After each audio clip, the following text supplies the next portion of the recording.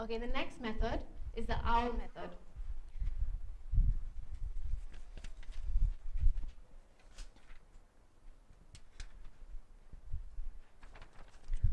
Okay, you're going to be employing this method when you're doing free play with your child.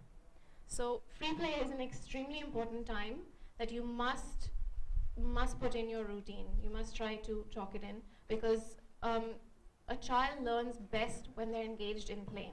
So all of my therapy, if they are hard to engage children, before they move on to tabletop, I get them expressing and understanding through play, rather than just making them sit at a table and repeat after me.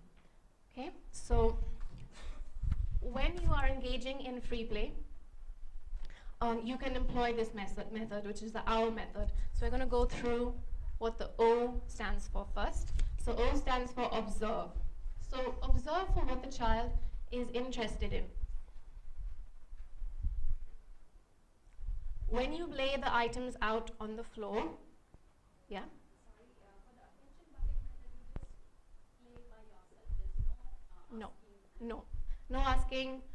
No asking the child questions. You are engaging in the toy yourself, and you're only commenting on what you're doing. Yeah, and don't look at the yes.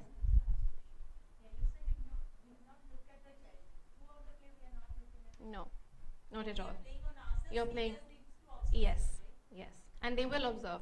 The moment you look at your child, I guarantee you they'll look away and they'll walk off, because what you're no eye contact at all. So you're showing your child that you are interested in what you're doing, and you are not expecting anything of them. Because when we start expecting, they know it. They're very receptive to that, and then you have to keep calling them, come and sit down, listen to me, and we don't want that. Can we have questions at the end? So if you've got any questions, just write them down. Thanks. Okay, so during free play, put your toys out on the floor. Have a specific room where you would engage with the play, and have your toys out, and just watch your child. Watch what they go for, watch what they're interested in, okay? Wait. This is an extremely important one, because as adults and therapists, we have a habit of jumping in all the time and asking our children questions. What color is this? What is this? Where does it go? It's always lovely to actually wait and just observe what your child is. You don't have to be talking all the time. You don't have to add language all the time. So give your child a chance to get involved in the activity. So for example, if they go towards the car, don't jump in and say, what is that? What is that? How many wheels does it have? Wait and see what they do. Do they run it along the floor? Do they run it along their hands? Do they look at the wheels? Just sit back and observe and wait. Listen to what your child is trying to tell you.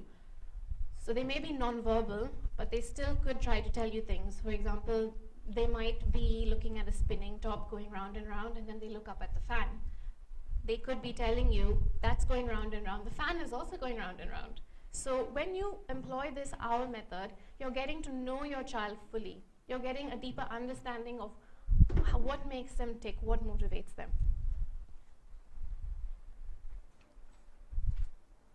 Okay, the next step, after you've employed the OWL method, is to join in. So, imitate play. So taking turns alongside your child is very important. Okay, so for example, if your child is running a car along their hands, observe that, use the OWL method, and then you take another car and you run it along your hands. So you are entering their world instead of them entering yours. You're not forcing them to play, okay? You will immediately see engagement from that, and you'll immediately see that your child, they might even start to look at you a little bit more because you are now interested in them. Imitate sounds and words. If your child is, if they have the car and they're saying vroom, vroom, vroom, or they're saying yee, you can also imitate that sound as they're doing the action. You can imitate the action and do the sound along with them. If they're saying car, you can reply and say, yeah, it's a car. So you're imitating them. You're just reiterating and reinforcing what they've just tried to communicate with you. The next is to comment. So a big mistake that a lot of us make as adults is to constantly question our children. I've gone through this before. We constantly want to use every opportunity as a teaching method, as a teaching situation. So we ask a lot of what questions, a lot of who questions, and most of the time the child is not interested, or they don't know the answer to it. So the best way to develop your child's language is to comment. Now, commenting must also be used sparingly and carefully. If you over-comment, your child is going to switch off. If you don't comment at all and you ask too many questions, your child is still going to switch off. So your commenting has to be relevant to what the child is doing. It has to be adding another word to it, or it has to be enthusiastic and engaging to the child. The next one is to expand. So if your child has one word, so if the child is saying car, you can then add one more word to it and say, it's a yellow car, or you can say car up or car down. So you're expanding on what your child's vocabulary is at the moment. Okay, so I have a video that I'd like you to watch, and it's a lovely video on how a grandmother got engaging with their child from a few tips from the speech therapist. It's really not rocket science. It's just some small tips, small advice that can help you a long way in developing their language skills. So I want you to watch this video and observe the grandmother before and the child before, and after the speech therapist gives her the tips, observe their play after.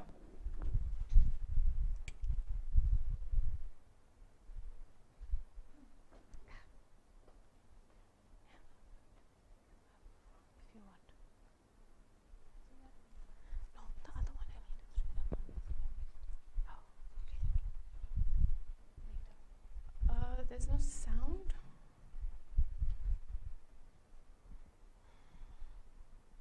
Marcus is very loving and very affectionate. We were blessed with him, and he is on the autism spectrum. I'm Renee Dunn. Marcus, look, I'm Marcus's grandmother. Look.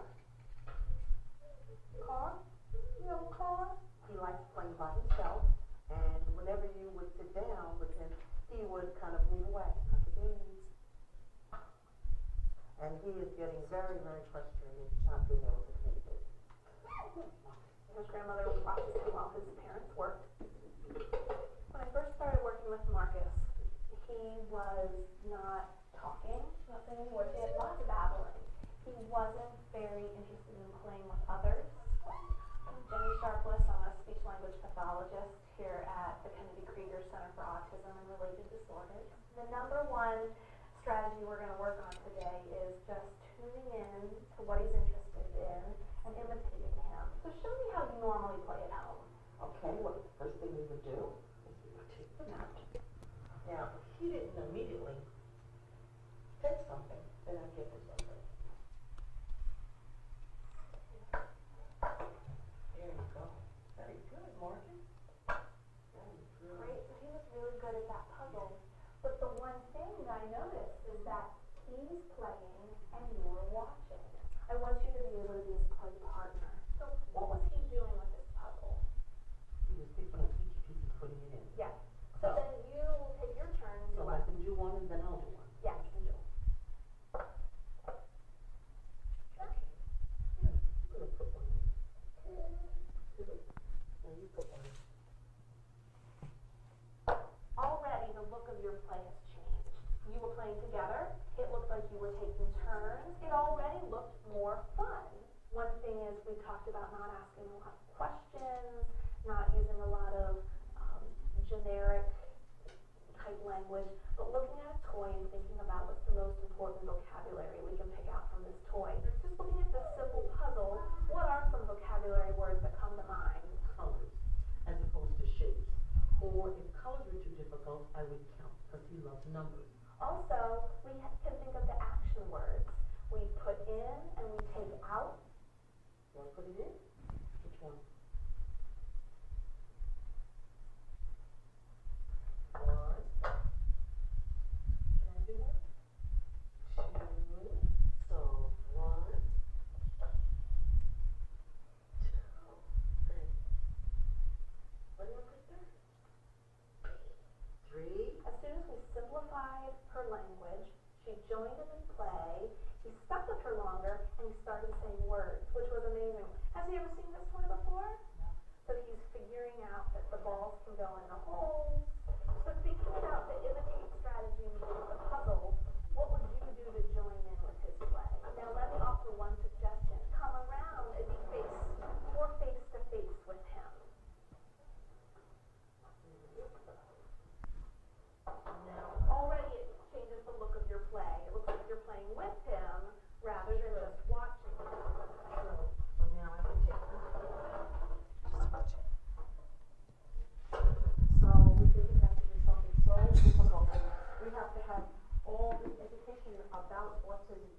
them, ready, set,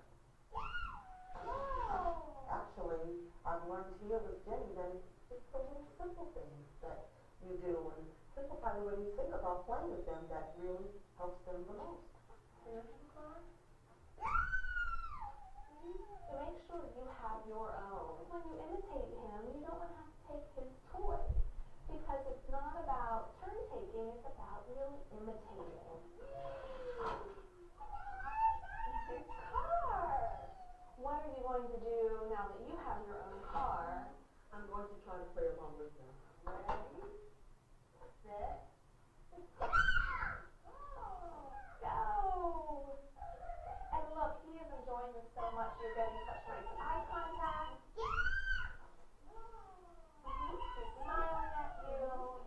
The next thing I want you to think about is your language. So we already know go is a word because he's saying it. Go! But what other words can you think about with this toy? car. Good. Renee, like lots of parents, want to teach their child something new. That's where we get the next part of the strategy, that expand part. But we can think about expanding on our language a little bit and saying car go or go car. So to hear him say we because he was excited or go because he knew it was time for the car to go down the ramp. It's wonderful. This bus does exactly what he likes to do. He likes to put things in or on. So we can show him this toy.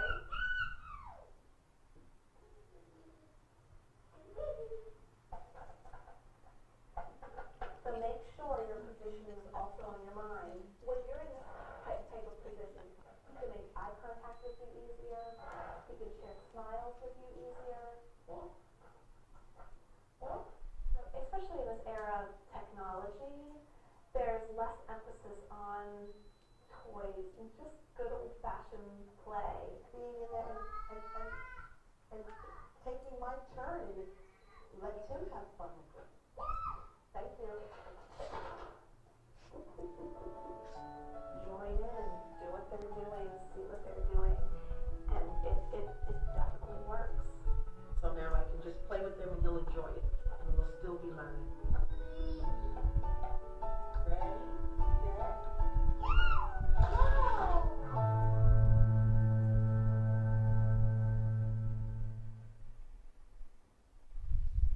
Okay, so that was a nice video on a grandparent interacting with their child. Don't underestimate the power of play. Don't always feel like you need to have your child seated at a table and, you know, have lots of flashcards available.